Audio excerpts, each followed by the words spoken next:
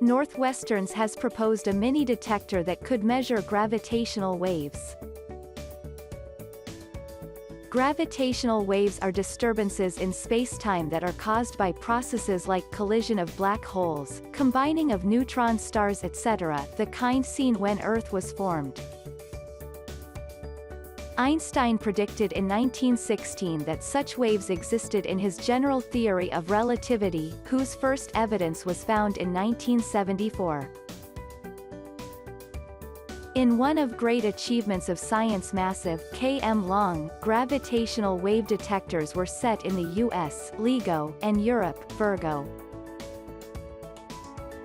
Northwestern's mini detector would use lasers to suspend a glass bead inside a vacuum chamber, creating an extremely force-sensitive sensor with arms just a meter long.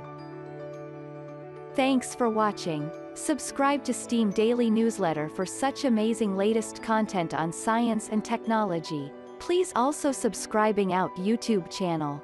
You can also visit us on steamdaily.com.